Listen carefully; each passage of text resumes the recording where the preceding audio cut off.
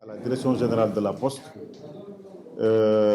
qu'elle se retrouve dans une situation meilleure que celle qu'elle vit en ce moment, pour que l'ensemble des travailleurs aussi puissent être rassurés. Je voudrais à l'occasion en profiter pour remercier vivement toutes les femmes de la direction générale de la Société nationale La Poste, depuis la société mère jusqu'à celles qui sont affectées dans les filiales comme l'EMS et Poste Finance.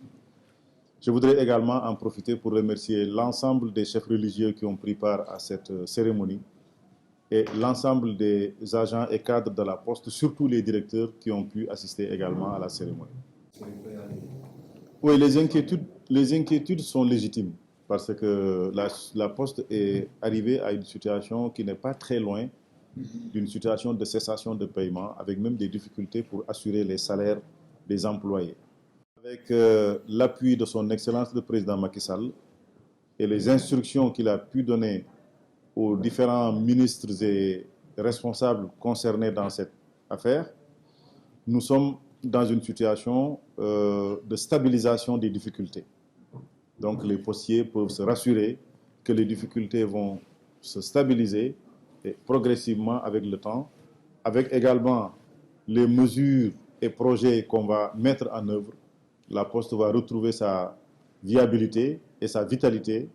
Il faudrait signaler que d'ores et déjà, le président Macky Sall a donné des instructions pour que les bourses de sécurité familiale, le paiement de ces bourses reviennent à la Poste. Vous savez que la Poste a perdu cette opération de paiement de masse qui constitue à payer les bourses de sécurité familiale aux couches vulnérables des populations.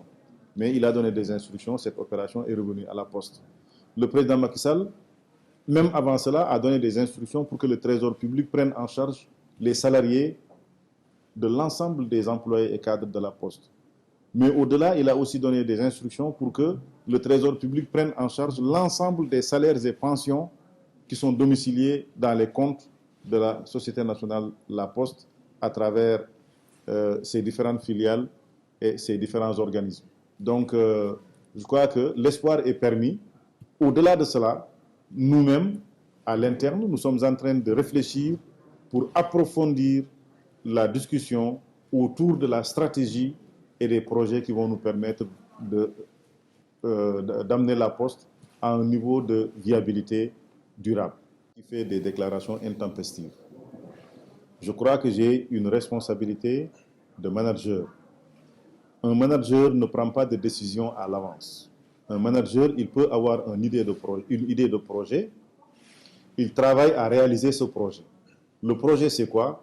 C'est que le groupe La Poste retrouve sa viabilité et sa vitalité de manière durable. Maintenant, dans le cadre de la recherche de solutions pour aboutir à cet objectif, on peut mettre en œuvre plusieurs stratégies, plusieurs plans, plusieurs projets. Je ne dis pas que je suis venu pour écarter certains ou pour mettre fin au contrat d'autres. Non. Nous sommes en train de réfléchir dans un cadre global, une réflexion qui va nous amener à un plan stratégique d'expansion de la Poste. Et la mise en œuvre de ce plan va se faire de commun accord avec tous les partenaires sociaux. Je pense que ce qui importe, ce n'est pas de prendre des décisions. Que ce soit une décision pour mettre en œuvre un plan social, ce n'est peut-être pas à écarter.